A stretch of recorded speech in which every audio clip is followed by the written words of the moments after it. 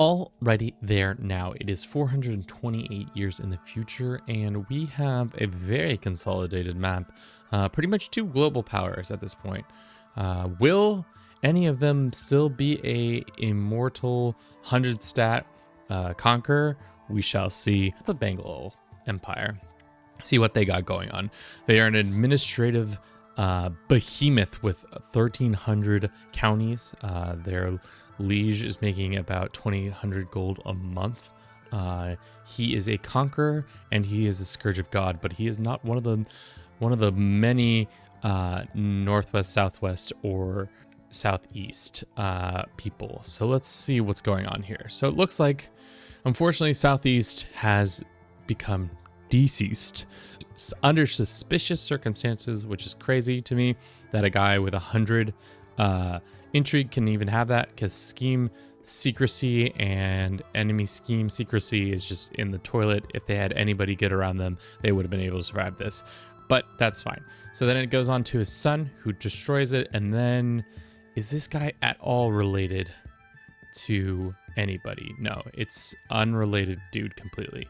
A random house takes the mantle, and they pass from father to son, maybe son to grandson, the great conquerors, or the conquerors plus scourge of God. So that's pretty crazy. As for the northwest, it seems like their kingdom is still here. It is still run by a west. He is still around.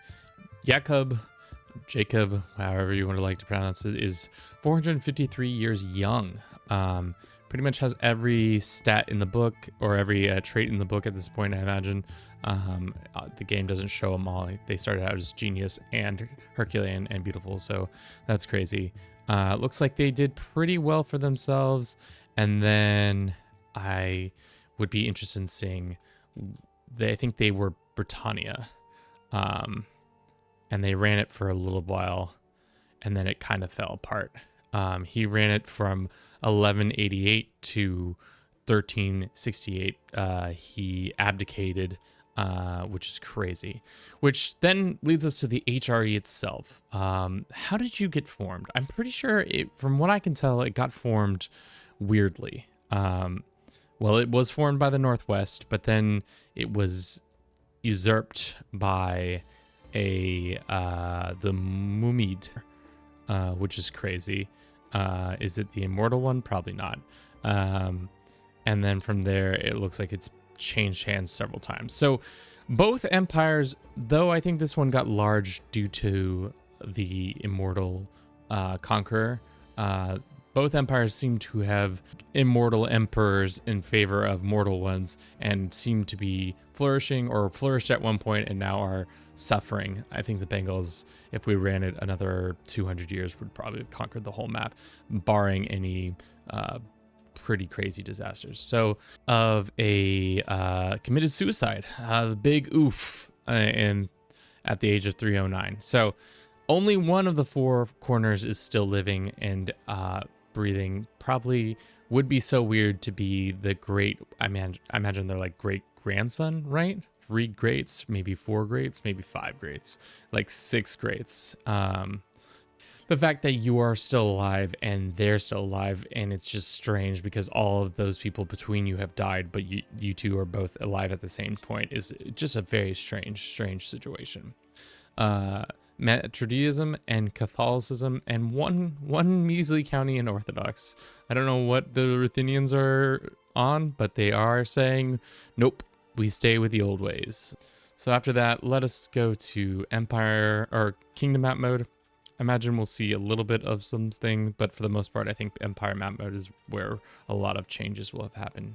As you can see, we made kingdoms for each corner, but I don't think any of them are really in use anymore. This one is not in use, and northeast not in use. Northwest is still in use. Southwest still in use. Okay, the western ones are still using. As expected, most of the map is pretty developed.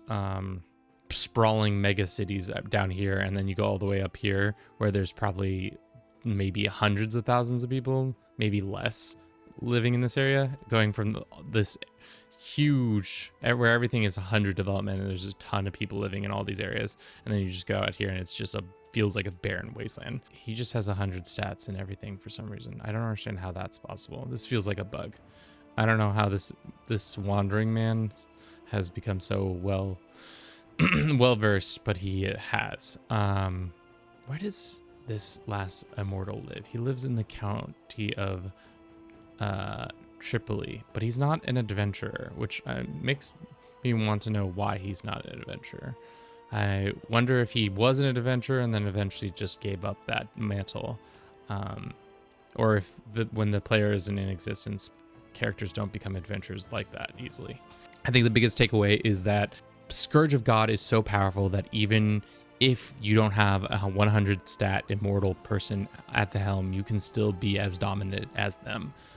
Conquerors plus Scourge of God is OP. If you've yet to play in a world where that is a possibility, you should definitely check it out. As you can see, it is very dominant and can be terrifying when going up against it.